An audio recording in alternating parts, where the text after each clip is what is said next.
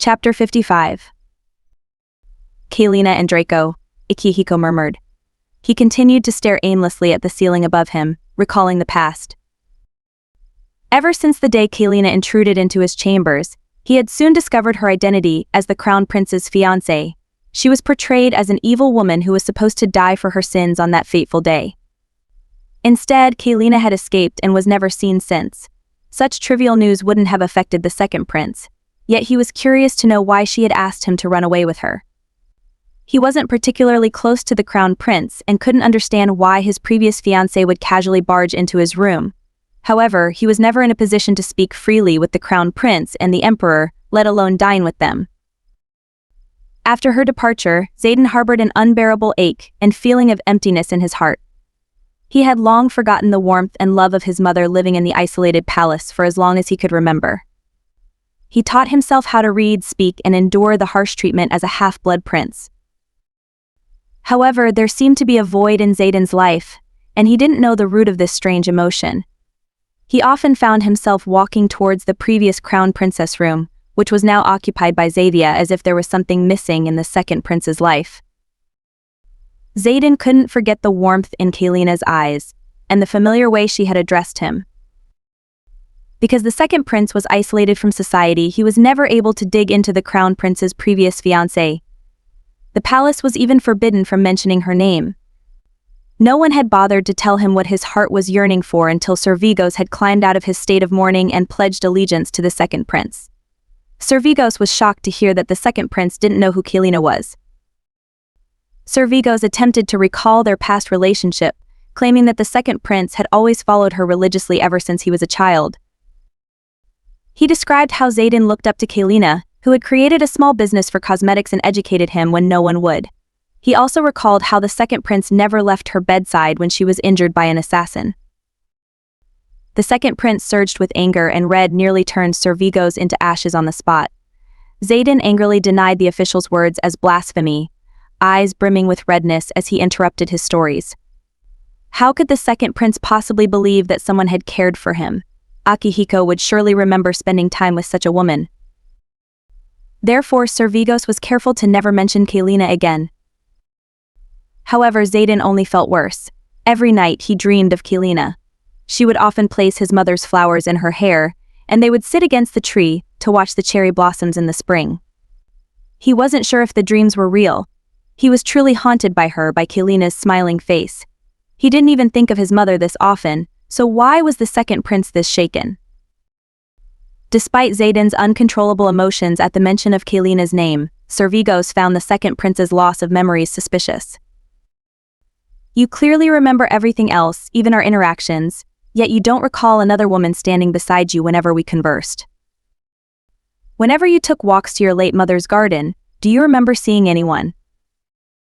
The second prince flinched slightly. No, I always walked by myself. The person who educated you, do you remember their face? He frowned as he recalled his tutors' faces, all except for one. Your Highness is a healthy man, a genius renowned for your strength. There hadn't been any incidents surrounding the second prince, and you never suffered from any internal injuries either. It seems as if someone was deliberately removed from your memories, Sir Vigos concluded. How would that be possible, and for what reason? He was baffled. Did nobles consider the second prince to be a threat when he was constantly looked down upon? Xaden could not help but laugh coldly. Sir Vigos frowned before lowering his voice. It is very possible, for black magic exists. Ever since the Emperor had become very lazy, there were many cases where forbidden magic was present. Their conversation drifted away from Kalina. They had noticed the change in the Emperor and Crown Prince, and their suspicions narrowed on Xavier. She often came to visit the second prince, yet he guarded himself and never let her speak to him for long. Eventually, Sir Vigos could sense the dark magic from Xavier and knew that they wouldn't be able to resist her powers for too long. His hatred towards Yasna's murderers further urged him and Xaden to flee Noor, and they devised a plan to overthrow the weak king of Krastia. The task was not difficult to accomplish, especially since the combined strength of their familiars could easily defeat the small army of Krastia. Soon enough, the second prince sat on the bloody throne as officials bowed to their new emperor. On that day, Zayden had become Akihiko. Earning respect from Krastia also came naturally since Akihiko possessed the royal blood of Krastia and could even speak the language fluently. A merchant named Draco had also surged in with his abundant resources, helping the country prosper tremendously. The country praised the emperor's just policies, luck and wisdom, welcoming their new emperor. Possessing the familiar of a dragon also earned the trust of many elders and prevented rebellion. As the country became stable, nobles urged Akihiko to marry and secure his bloodline. Emperor Akihiko had been far too busy to accept a woman onto his bed, and he certainly wouldn't allow any woman to be near him, to the official surprise. He had forgotten about Celine until marriage was mentioned, and he frowned deeply. Discomfort etched its way to him, and each woman who attempted to earn Akihiko's favor failed terribly. What a disappointment, he thought to himself. None of these women were interesting, and they had nothing to offer as empress. Choosing an empress was currently the most difficult task at hand. Chapter 56. The night of the festival. Emperor Akihiko casually sat in a private balcony, where he overlooked the entire stage and market. His silk robes glistened as the aristocracy surrounded his luxurious booth. The screens were decorated with the richest colors and drawings. The nobles watched the special stage intently, praising the dancing women that captivated the entire market. The air was filled with shouts and laughter, although it could only be faintly heard from the booth. Night vendors filled the streets and the market was crowded. The vivacity of the night stunned Celine as she surveyed the scene before her. She was amazed by the beautiful lights from the buildings and the misty mountains hovering behind. The scene before her was a depiction of the majestic night festivals she read about in history books. "Everything is so mesmerizing," Celine finally said. "Yes, my lady. You had been missing out for the past few years." Hala laughed at her master's adorable expression. "It's exactly how it was described in books, but more," Celine whispered, and Hala gave her a puzzled look. "Zayden is the emperor of this country." Emperor Akihiko engaged with the country's festivals, unlike the Zayanite emperor.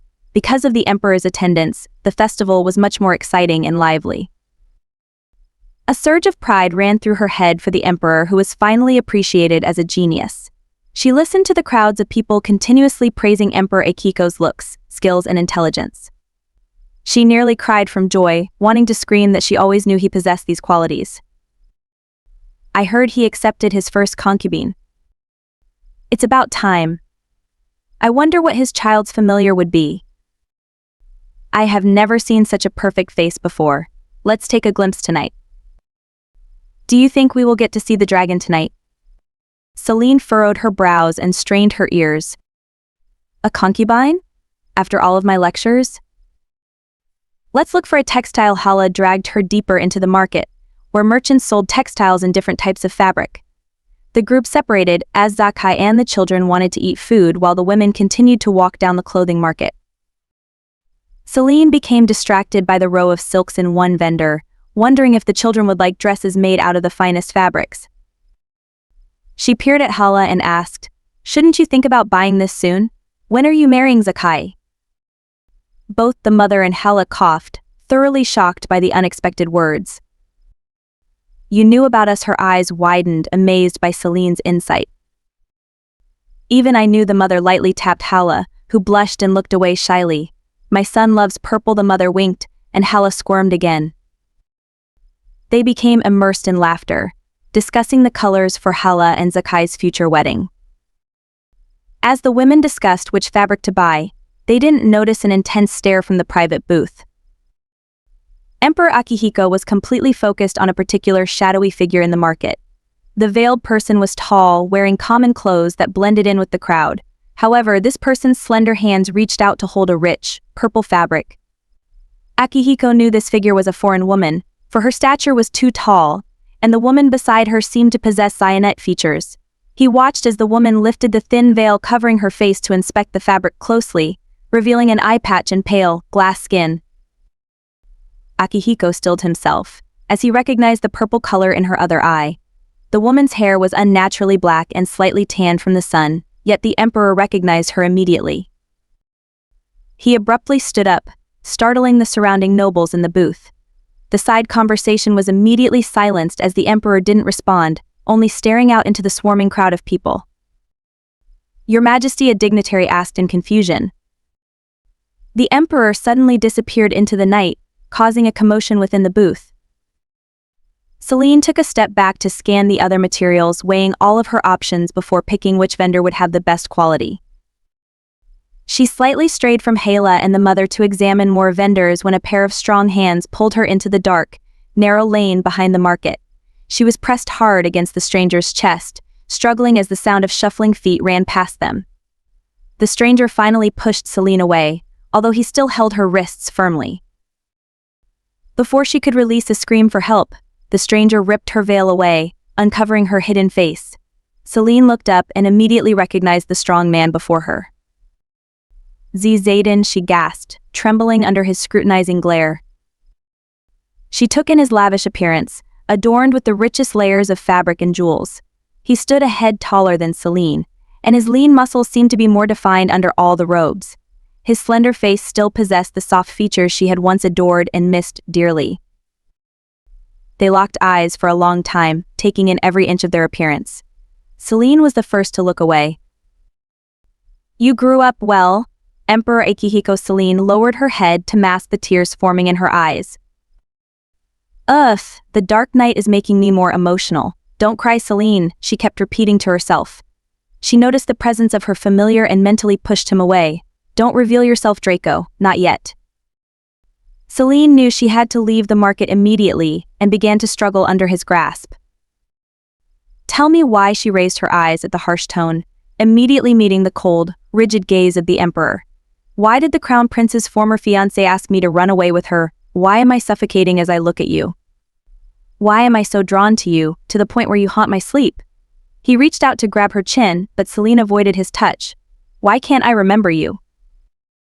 He finally released his hold on Celine and she moved away immediately, attempting to collect herself. She was in control of her emotions again, although she couldn't believe Zayden was in front of her. "Your Majesty, I don't know why you can't seem to remember me. Did you erase our memories?" His eyebrows furrowed in disbelief. He also couldn't understand how she was once a part of his life, and why he couldn't remember. He still didn't believe Sir Vigo's words, yet the woman before him made him think otherwise. "No." Was it Zabia? Perhaps. I am not entirely sure. He frowned at her reluctant tone. What was our relationship like then? Celine paused for a long time, wanting to perfectly describe their memories. She said the words she had always wanted to say. "We were like siblings. I saved you from the forest and raised you as my own. My love for you was so big that it filled the empty spot of your mother and father. It is a shame that you don't recall our times together anymore. We had made many fond memories. However, because you only had me to rely on, I hope the past memories you remember right now aren't filled with sorrow and pain. You had many happy days." The emperor was stunned, and his hands began to tremble uncontrollably. He released a murderous aura, curling his fist as if to hit the woman before him. Instead, the punch went straight to the wall behind her, creating a loud sound that was drowned by the crowd outside. He sneered as Celine froze. Akihiko grabbed her shoulders and squeezed them, making her wince in pain. "There was no one beside me in the past. No one ever loved me. I would never forget the person who treated me like that. How dare you lie to me?" "Zayden," Celine whimpered. She was saddened by his painful response. Does he really believe he was alone all this time? How much had the second prince suffered? "Zayden, is that you?" A high-pitched voice suddenly filled the narrow alley. Both figures whirled around to where Hala stood. She was amazed by his changed appearance, too dazzled by his sudden appearance to read the tense atmosphere. "I was looking for you, Celine." Zakai's mother already walked ahead to meet with the kids. "But, oh my, Zayden, you've grown so tall and handsome. It's nice to see you. Have you finally decided to return to Our Lady again?" Hala had acquired the mother's talkative personality and voiced a stream of unfiltered thoughts until a sword was placed against her neck. She hiccuped in surprise as the man dangerously lowered his voice. "Who are you to informally address the emperor? Your sin is punishable by death." "Let her go." Celine tried to pull him away and was instead roughly pushed to the floor. prove to me that we were close like siblings. Then I'll consider sparing her. He grinned wickedly and fastened his hold on Hala, who was frozen in terror. The boy Hala knew would never push her master like that. However, she couldn't speak for the dagger was pressed too close to her neck. Celine realized he would show no mercy because he was an emperor now. In his eyes, they were merely lowly commoners who had insulted their king. The realization quickly sent her into action, and she yelled desperately. "Your mother's pavilion," she shrieked, crying as she stared at the emperor hatefully. She eyed the dagger against her friend's throat and shed more tears.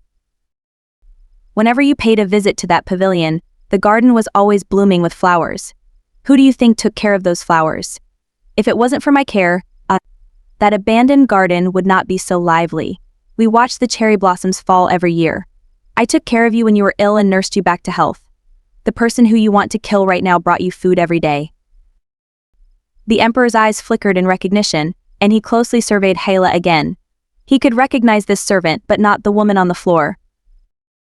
"You continue to spout nonsense and lie.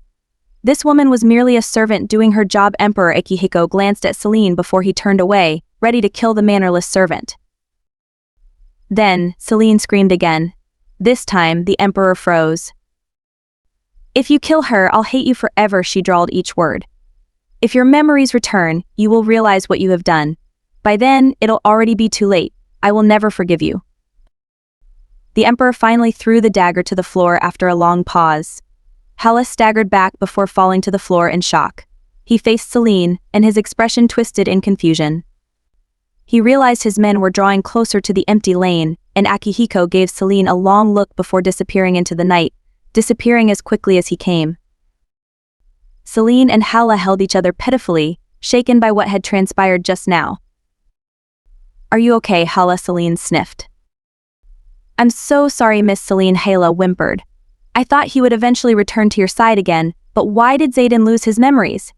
Didn't you like His Majesty very much?"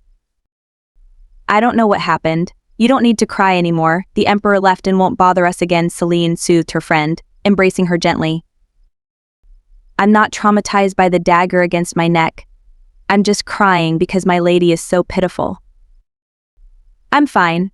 I did well before I met him, and I will continue to do well after. It is better this way. I never wanted to be involved in political affairs anyways." Hala frowned, not believing her master's words. "Haven't you been helping him rise to the throne by providing the country with resources? Isn't that political?" Chapter 57. "Why is Celine acting weird?" Ag whispered into Ichika's ear. Usually, Ichika would brush off her twin's annoying question, yet she was also curious. Their family outing to the festival came to a quick end when Celine and Hala had returned to their meeting point an hour late. Even their mother, who had accompanied them until she decided to walk ahead, was confused. Hala and Celine had returned with swollen eyes as if they had cried. Since no one was hurt, everyone walked home in dreary silence. The following week, Celine was visibly sullen while Hala sighed ever so often. Even Zakai warned the twins not to disturb the women, and their mother scolded them for being too nosy. "Everyone knows what's wrong," but US AG continued.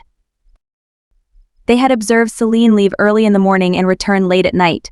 She had increasingly busied herself with work, and spent long nights outside in front of Yasna's memorial stone. "At least she's not screaming anymore," Ichika noted.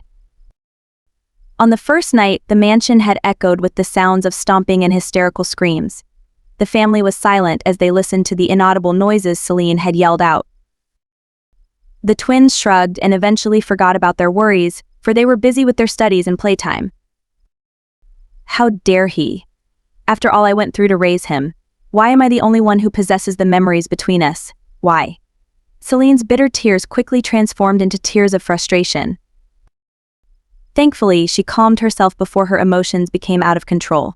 She remembered his eyes clouded with confusion and unfamiliarity.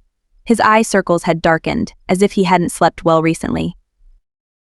At least he suffered a little bit. Celine had tried to ignore their last conversation for the past 4 years, often recalling their sweet memories instead of their parting memory. After all, Akihiko had always been there for Celine, never failing to notice her change in emotion. She had lost such a dear friend, and there had been no closure between the two. She was upset for many days until Celine finally limited her time of grief. She had been sulking for way too long, which didn't help the situation at all. However, when night came, Akihiko filled her mind once more. She felt as if she would keep losing her loved ones, and the idea haunted Celine greatly. Sometimes the reality of life would feel rather burdening than exciting. Her heart would pound anxiously as life became too disorderly. Celine began to dread the setting sun. She didn't want to feel broken and succumb to anxiety. Hala fussed over her for many days, but Celine resumed her work. She had been commissioned to give a young bride a makeover. The young woman was bright and lovely, although her mother had tagged along. The mother nagged Celine as she painted the young bride's face. "Shouldn't you marry soon? Many men would be lining up for you." The mother scanned Celine's appearance, and she shifted uncomfortably. "Would they like me?" She smiled politely, filling in the girl's eyebrows with dark powder. "My appearance is quite different from the women here, and may not match their taste." "In your case, looks don't matter. Anyone would want to marry into a family like yours," the mother interjected. "Mother, don't speak to her like that. She had helped father find a job and prevented many of my friends from ending up in the streets." The young bride frowned slightly, before smoothing her face again to prevent wrinkles from the makeup. "Anyways, Celine is the most beautiful woman I've met. Surely she must have a man in her heart." The bride smiled. "It's been too long since I had a man in my heart.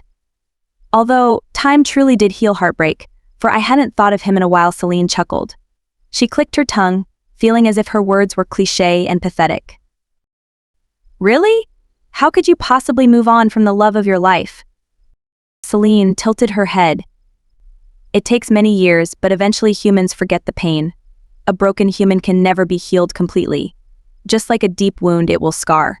A practical person should accept the circumstances and continue to live earnestly. Life doesn't stop for you, so you have no choice but to move on." Celine had moved on from her original family, Yasna, and even accepted the loss of Zayden. She hadn't necessarily gone crazy from the pain nor drank the sorrows away, but she also didn't allow the emotions to swallow her up. Celine's mentality was very strong, for she still wanted to survive and never give in to anxiety. She was scared to drown in her worries and spiral downwards. It was scary to think about. However, she had been strong for many years, and the burdens of life only grew. Would she continue to remain steadfast? Celine sighed inwardly in exhaustion. "Still, you can't just forget your greatest love. You simply haven't experienced true love." Then the girl blushed and giggled, believing that Celine had much to experience. "You should try to find a man then. You can't be single forever." "A woman like me should never be in a relationship." Celine's eye twitched slightly. "I can't afford to be broken by love again, and you don't know what I've been through." "I prefer not to marry in this life." "You can't be serious. You can't even imagine loving someone." "Nope. You haven't met any man who you've been at least slightly interested in." Celine paused. "All the men I've met are like brothers to me." The young bride felt saddened by Celine's firm decision. She believed Celine was wasting her beauty. "Here's my advice to the new bride." Celine gently applied blush to her cheeks. "You mustn't be too reliant on your man. If you depend on him too much, you'll begin to lose yourself. That's why I was never truly lost when my love left. I was never too dependent, which balanced our relationship well. When I made the decision to submit to my husband, he also submitted to me. I mentally grew stronger around him, so my mind was always in the right place." Celine winked. "What nonsense are you saying? You must submit to your husband completely. He will be working to keep you alive, so of course you must depend on him." The bride and her mother scolded Celine for many hours, believing that her words were far too ridiculous. Chapter 58. Akihiko decided to escape from the palace and bathe in the hot springs deep within a nearby mountain. He had been bothered by the words of a certain woman who should not have shaken him this significantly. The Emperor of Krastia did not hesitate to kill anyone who would offend his name and reigned many nobles with fear. However, even with all the power in his hands, he was afraid to kill a mere servant after hearing her words. "I'll hate you forever." The phrase rang in his ears dauntingly, and it was as if the emperor was afraid to be despised by that woman. The mere idea of disappointing this strange woman was disconcerting and disturbed his peace greatly. He rode on Red's back for many hours in order to soothe his restless body. Eventually they discovered a hot spring and stepped into the warm, bubbling water. His tense mind was slightly alleviated, and the two relaxed for a while, basking underneath the cloudy sky. To his dismay, the sound of an approaching figure interrupted the Emperor's peace. Akihiko sighed, watching in amusement as a slender figure walked slowly through the misty atmosphere. However, the woman didn't notice the presence of a man bathing and prepared to step into the hot springs. After all, it was a secluded area that villagers didn't even know about, so she was not wary of her surroundings at all. She had even left without Draco, deeming it completely safe for her to journey alone. Celine was also exhausted from the long hike into the mountains. She had been too busy to properly bathe herself and ached to be in the warm water again. She gently loosened her white gown and prepared to step into the springs when a strong force knocked her down. Without a single glimpse of the woman's appearance, Akihiko dragged the woman into the water and grasped her by the neck. He pressed her deep into the hot water, ignoring her flailing arms and legs. Not long after, he noticed a familiar, rosy scent irritating his nose. To the Emperor's dismay, the woman below him was Celine. "Why don't I just kill her now?" The woman still struggled to escape his grasp, and Akihiko held an urge to erase this unsettling feeling in his heart. If she were to die now in his hands, perhaps he wouldn't think about her anymore. She's just a bug who keeps appearing. Unfortunately, his intent didn't go through. A flash of white appeared from the corner of Akihiko's eyes, and before he could react, a silvery dragon slammed into his body. Celine stood up immediately, spiraling into a coughing fit as water poured out from her mouth and nostrils. She groaned as she struggled to breathe again, and she failed to see her attacker amidst the cloudy mist. Nonetheless, she could make out a red creature closely resembling Draco. She squinted again, and noticed her own familiar growling dangerously at the opponent. Both of the dragons inhaled deeply, releasing their energy as a battle ensued. The mixture of fire and water exploded into the sky as a thunderous roar echoed throughout the mountains.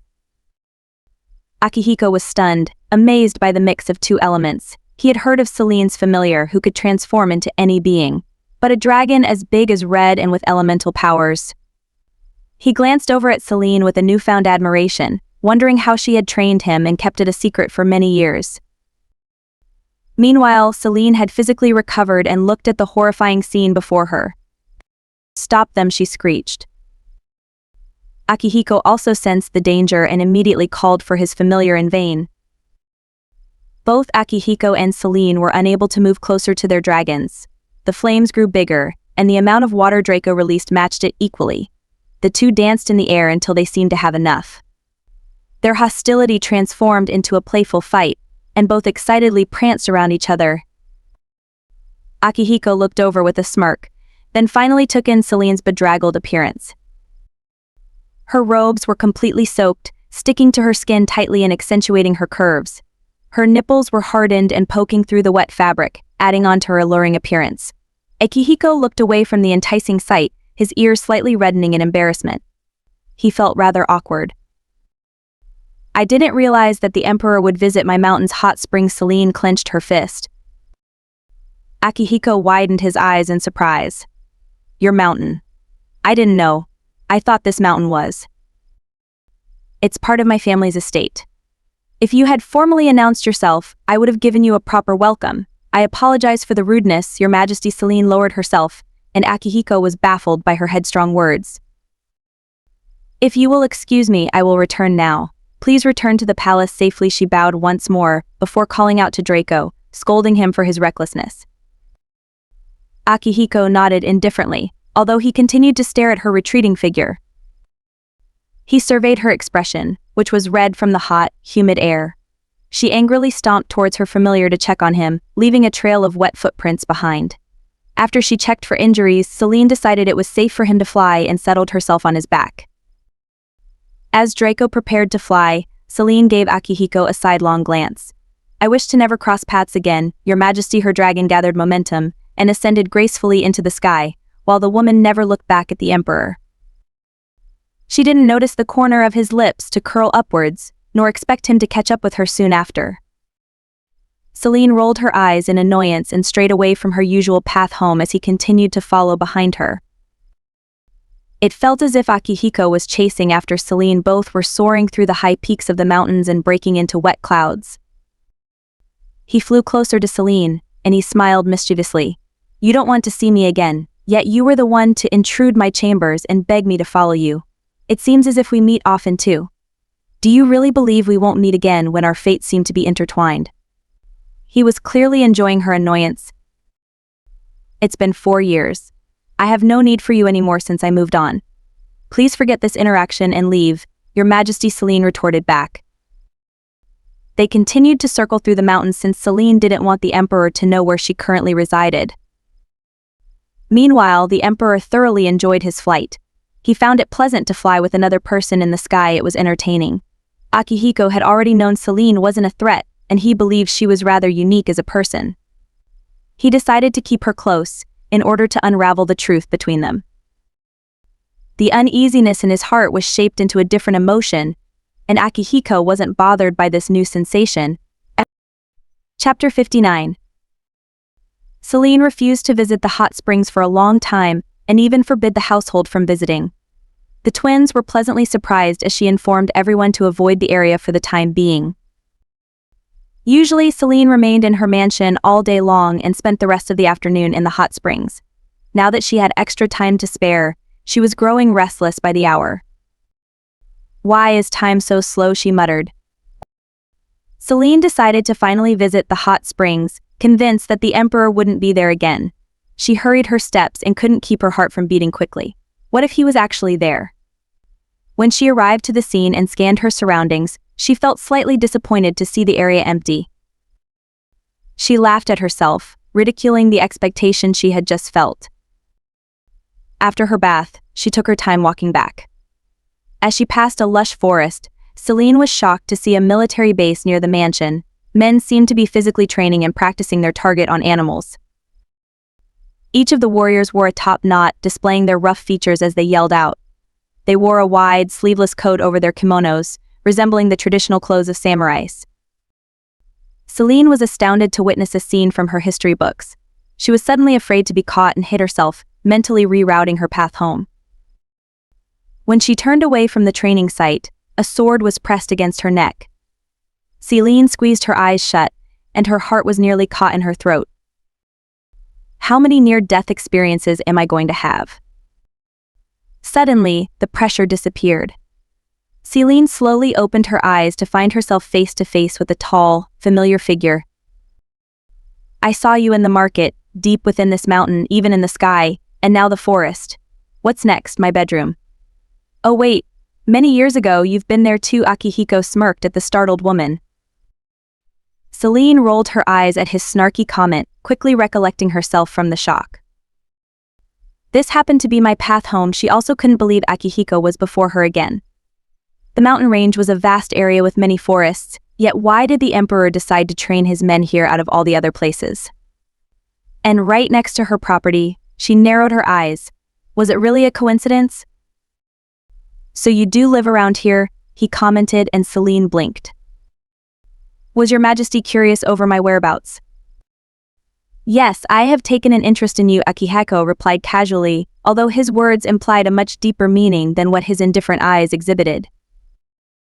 Celine had no words to express how stupefied she felt by the casual confession. Is he interested in me as a woman, or interested because I claimed that I was part of his life, which he doesn't remember? She was troubled by the many implications his words could possibly have meant, especially now that she knew of his past feelings towards her. Wasn't he trying to kill her every time they meet? What's he going on about? Does he still feel attracted to me? She finally let out an exasperated sigh and gave up on analyzing his phrase after seeing Akihiko's smile grow. "Well, your answer is too heartless," he laughed, earning a few odd looks from his own men. "Look, our Emperor is laughing." For the first time, a young soldier pointed towards the two, and Celine instinctively hid behind Akihiko. "Wow, he looks handsome and charming." The men erupted into laughter, and the Emperor's smile was soon replaced with a frown. His presence immediately became menacing, and the men returned towards their training, although the mood was still visibly lightened. The emperor surveyed his men for a few more minutes and pointed out tasks to finish. Meanwhile, Celine acknowledged Akihiko's leadership with his men as she observed the dynamics between them. She was glad that he didn't reign with fear, and that he was kind enough to allow his men to casually joke with their leader. It showed that Akihiko was an emperor who loved his people and served the country well. Celine slowly backed away, knowing that her presence truly wasn't needed anymore. I raised you well. When Emperor Akihiko finally reverted his attention back to Celine again, she was already gone. Have you returned from the hot springs? The twins' mother called from the kitchen as Celine walked inside. Yes, I wanted to see if it was safe, but the Emperor's men are training nearby.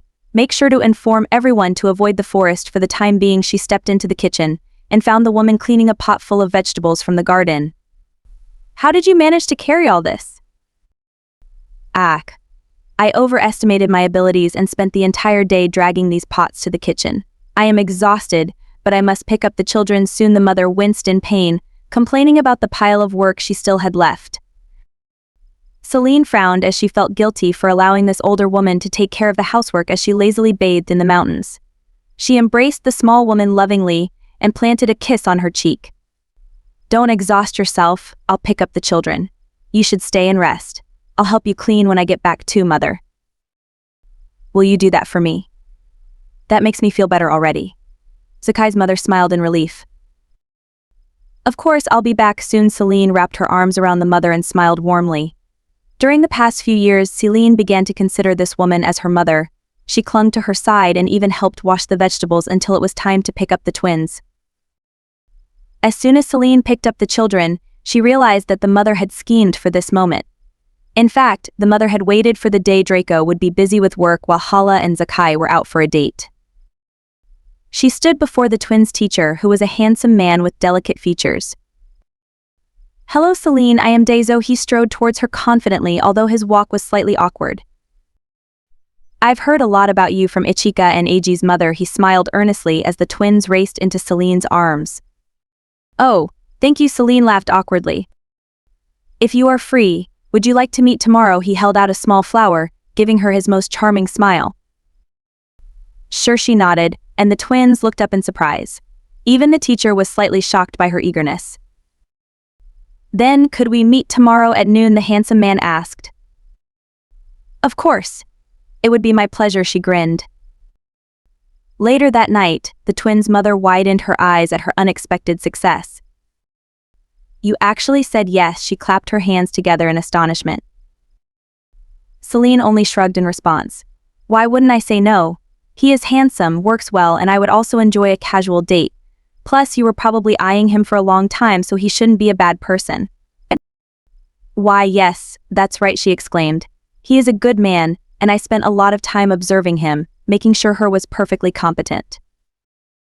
I'm sure he is. Celine shrugged again and continued to eat her meal. Chapter 60.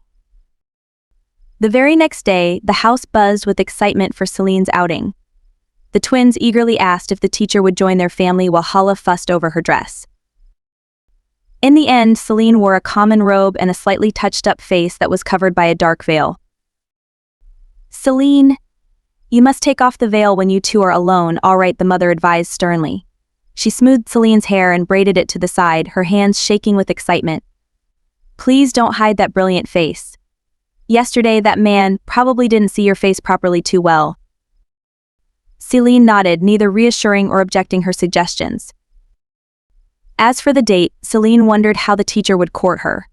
She was slightly concerned since she didn't want the teacher to offer her an engagement proposal as soon as they met. She had been on plenty of dates in her former life, yet dating in this time period was much more formal and conservative. In this era, how could she possibly explain to this man that she wasn't looking for a serious relationship and not sound like an immoral person? However, she didn't need to worry, for Daiso was a courteous man. As soon as he discovered her love for reading, they discoursed on humanity and the proper method of teaching. Their conversation rather circled around scholarly and highly intellectual topics, leaving no room for romance. They walked through the outskirts of the village and finally entered the market for a small meal. The sun began to set as they stood near a food vendor. The teacher smiled awkwardly as he realized that their conversation was becoming less interesting for Celine, who was only observing the streets in awe. May I lift the V veil, he stuttered, blushing in embarrassment. I just want to see your face, I am not implying anything else, he added quickly. Celine faced Daiso again, and the hat she wore bobbed up and down to indicate her approval. He wanted to create a romantic atmosphere, and slightly lifted Celine's veil. He beamed at her dazzling appearance, immediately overcome with emotion and stunned by her timeless beauty. Daiso already knew of Celine's lack of Krastian blood, yet he would never have thought her beauty would be this exotic. You are heaven's incarnate, he declared earnestly, then coughed in embarrassment again. Thank you. Celine gently pushed his hands away and the veil fluttered down gracefully again. She was uncomfortable with his sweet words, and she could tell he was falling for her appearance instead. Before he could continue to speak, a group of muscular men began to angrily yell at the street vendors, garnering the attention from nearby crowd. Daiso and Celine also looked over, curious to see what was going on. It seems as if there's an argument, Daiso noted. Perhaps it is related to the Emperor, for their tattoos are rumored to be part of his men. If the men are a part of the Emperor's military, why do they look so mean? Celine squinted and observed them closely. They were far too disorderly to be under the Emperor, and they seemed to be arrogant, lacking the strict, respectful posture that soldiers often possessed. They look more like thugs. I'm sorry, but we don't have money. We already paid our dues too, the street vendor whimpered, igniting a cruel laugh from the men.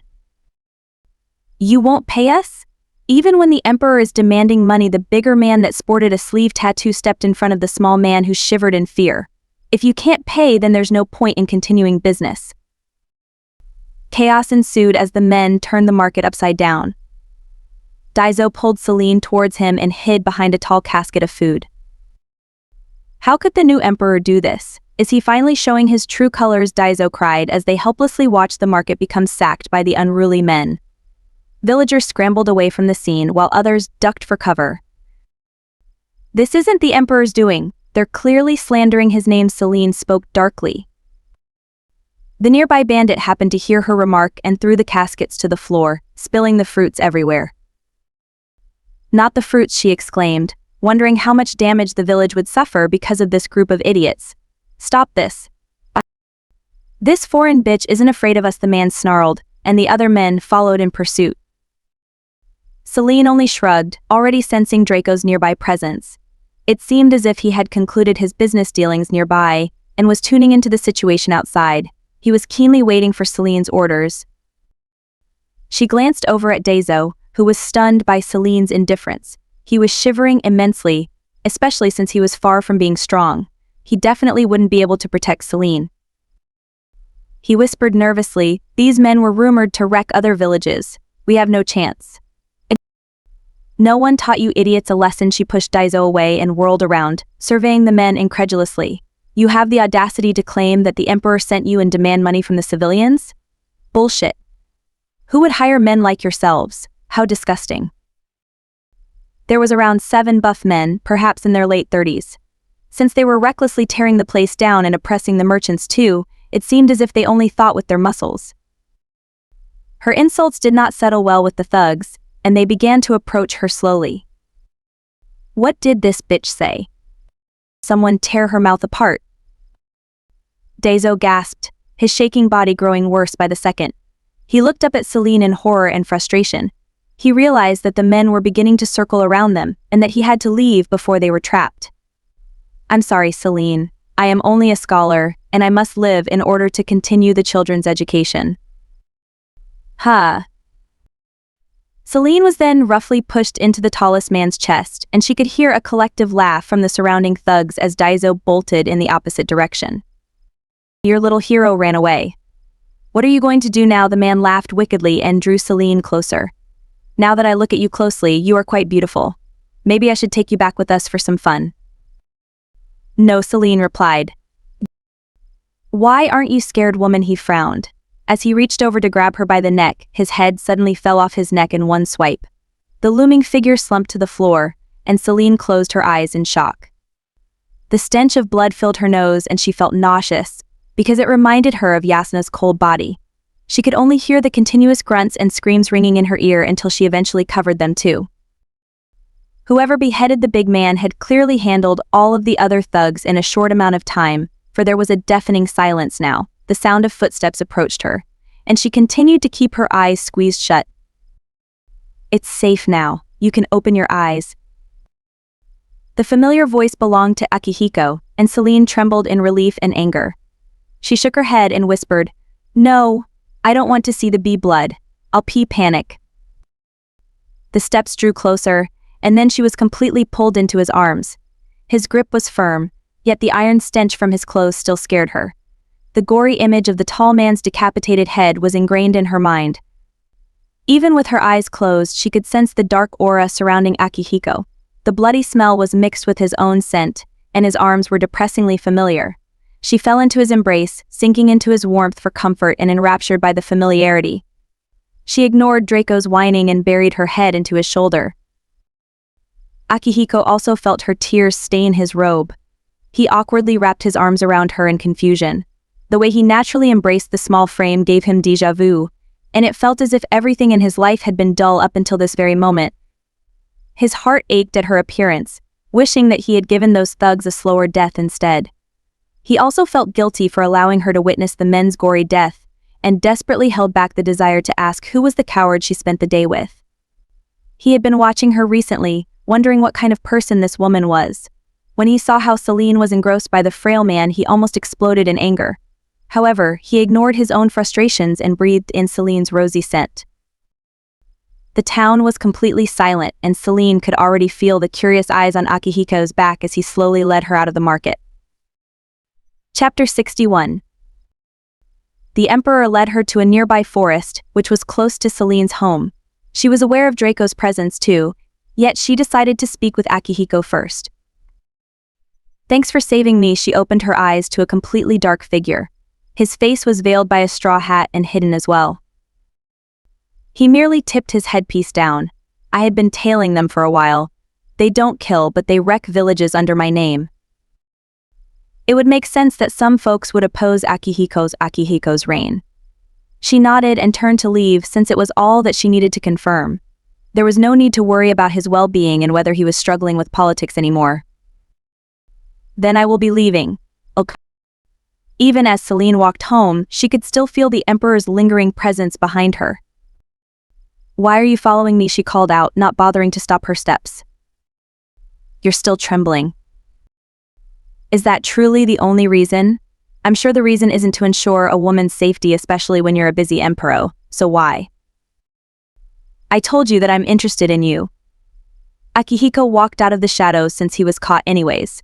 "Also, how can I not want to know more about someone who was supposedly erased from my memories? You don't remember me, and I'm not an important person in your life anymore." "And didn't you hate me?" Celine asked. "The amount of times you pressed a dagger against my neck is quite astounding because we've only met a handful of times. You also give me those cold death stares." "I don't hate you," he whispered, although Celine caught wind of every word.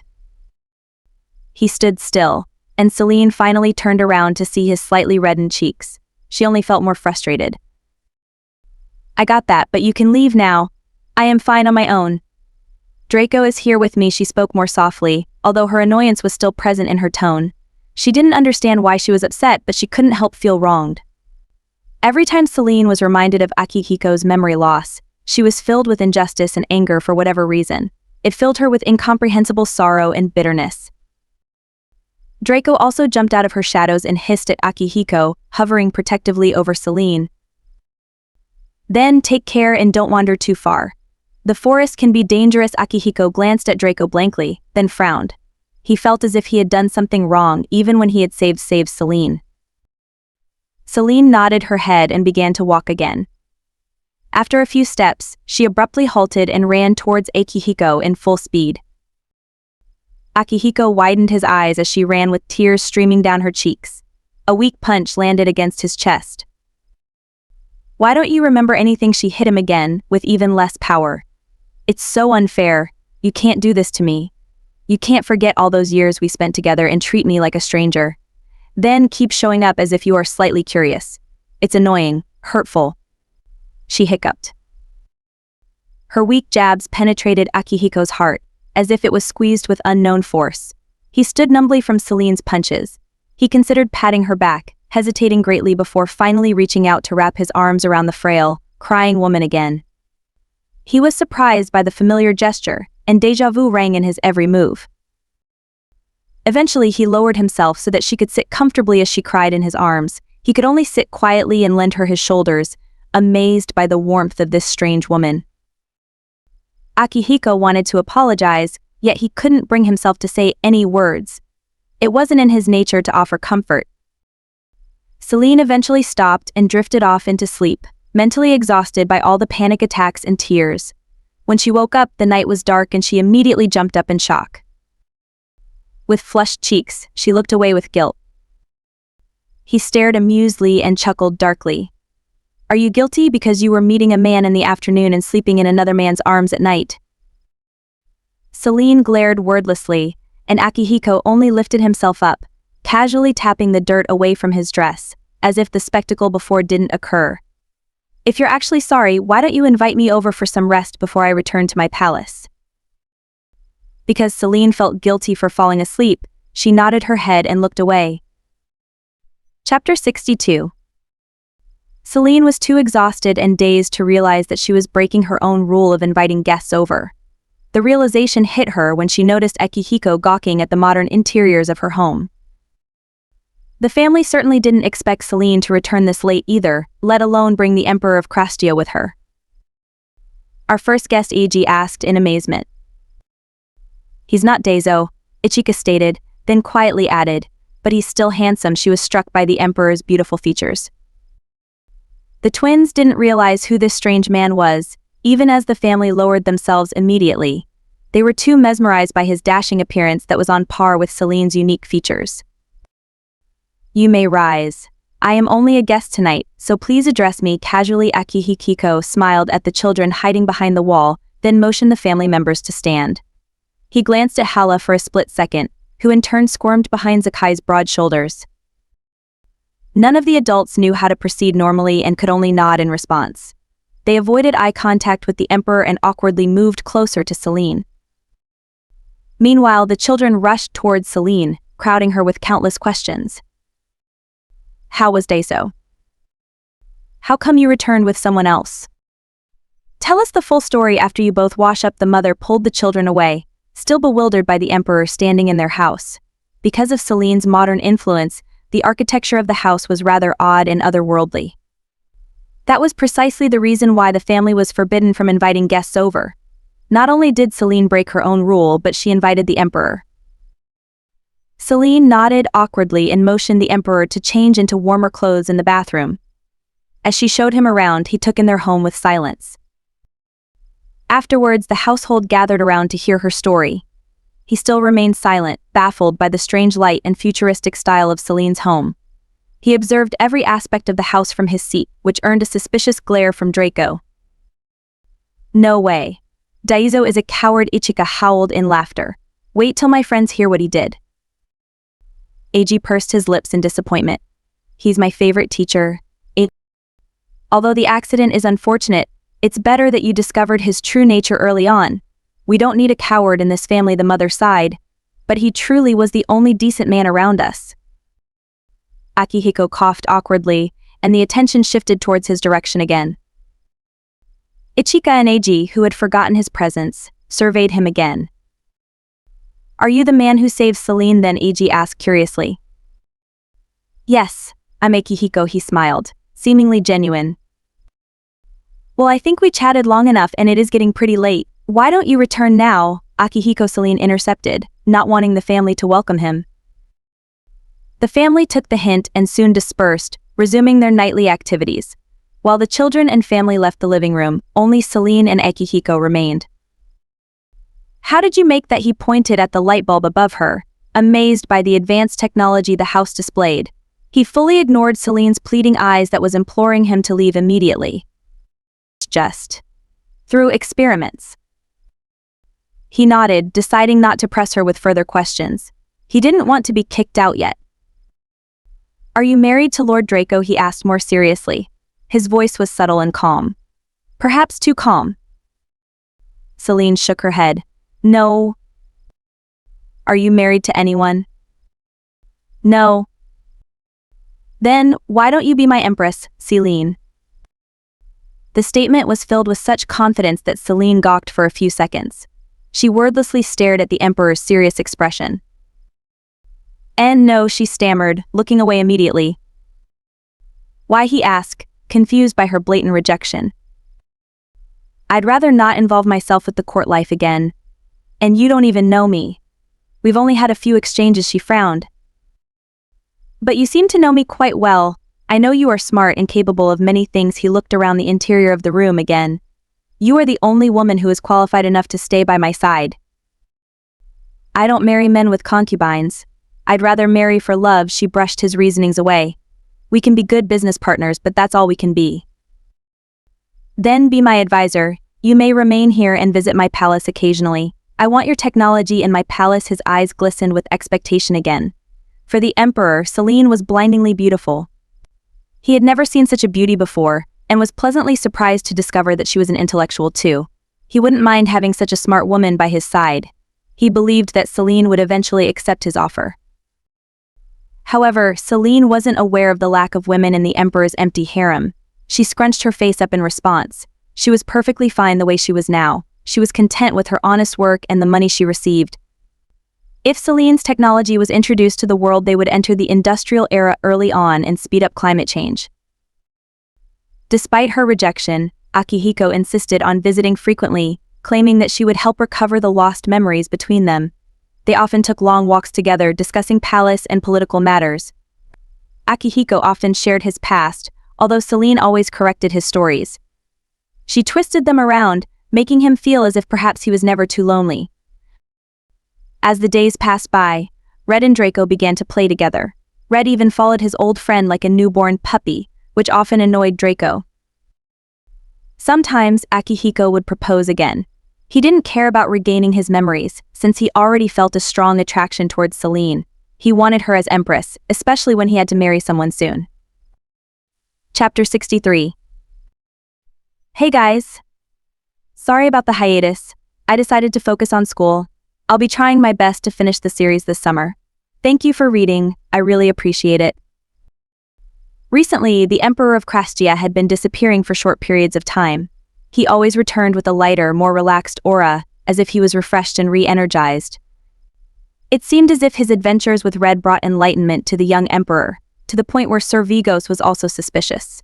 He decided to follow the Emperor, wondering what Akihiko exactly did in his spare time. He was also wary about the Emperor's safety, wanting to ensure that he was not dabbling in any suspicious activities as the rumors claimed. However, he never expected that the Emperor would fly deep into the mountains. It was quite difficult to trace him since he flew to his destination, but the moment he caught up with the Emperor, there was a tall, slender figure welcoming him. He could immediately tell that the Emperor wanted to close the distance between the two, although the woman always stood her ground to resist his flirtatious body language. Even from a distance, Sir Vigos could already sense the clear, blatant interest the Emperor displayed for this unknown woman, although the feelings didn't seem to be reciprocated equally. The woman's graceful movements were strangely familiar, and Sir Vigos lingered a while longer until he noticed her unnaturally black hair. A vibrant blue hue reflected from her silky hair, and her manners were far too elegant for a commonly dressed woman. An affair with a married noble. Sir Vigos scrunched his face for a closer look. Sensing a pair of eyes assessing her movements, the woman whirled around. Who's out there? She scanned her surroundings and shifted uncomfortably, and the Emperor followed her eyes to a tall tree. His expression was unreadable. It's Sir Vigos, he replied calmly, his eyes drifting to the woman again. Sir Vigos stared in shock as he witnessed his Emperor voluntarily speak to a woman kindly for the first time since Celine. The Emperor would only look at this woman, and it was a very unnerving sight. Sir Vigos was well hidden behind the trees, yet he could never escape from the Emperor's watchful eyes. He adjusted his garments and stepped out into the open, casually bowing his head low. Your Majesty. When he lifted his eyes, a pair of beautiful eyes stared at him with a sad expression. Sir Vigos stepped back in disbelief, immediately recognizing the woman before him. Princess Celine, he staggered, his heart dropped to the floor. It seemed as if he was drowned of all energy, his heart felt exhausted and heavy. Celine faced her late friend's husband, and their eyes seemed to tear up immediately, as if 1,000 memories of Lady Yasna had unraveled before them. Why yes, Sir Vigos. We meet again, she nodded, finally giving him a weak, uplifting smile. Her smile only grew wider and sorrowful as she relived the emotions of losing a dear friend. I always wanted to see you again, Lady Celine.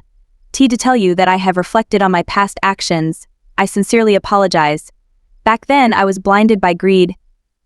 He choked on his words as he walked closer to Celine, and he began to ramble about his wrongdoings until she interrupted him. You don't need to tell me, for Akihiko has told me everything already. She lifted her hand up to stop him from finishing his words. She was overwhelmed by his sudden appearance and didn't want him to move closer. He as Sir Vigos looked up in alarm, secretly cursing the Emperor for not informing him of anything. Yes, I always wanted to tell you that I hope you don't live the rest of your life with regrets. Yasna would want you to move on. She pitied this man greatly, wanting to cry as she observed his aged expression. His face looked exhausted, and the dark circles under his eyes were deepened and shallow from sleepless nights. Their conversation turned grim and sober, the heavy emotion exhausting them both. They reminisced their memories with Yasna. There were many bittersweet emotions coursing through Celine. Everything had become better in the long run, yet there had been so many things that had gone wrong. Celine was successful and living happily now, yet she had lost her best friend. Akihiko cut the meeting off shortly after observing Celine's depressed state. He interrupted the conversation with an abrupt question. Did you know that Yasna's child survived? He asked. Celine was shocked by the news and nearly screamed with delight. Somehow he was pleased to see her eyes light up again. Sir Vigos. She couldn't contain her joy and laughed, her eyes glittering with wonder. She clasped her hand around Sir Vigos' arm, congratulating him for the miracle. You are truly blessed. It's the most wonderful news I've heard in a while. I must meet your child. She's my little girl. Her name is Habibti, he spoke softly. It means my love. Such a beautiful name, Celine whispered. She couldn't help the tears forming around her eyes. Her best friend had left behind a legacy, and it was as if a small piece of her friend was still left in this world.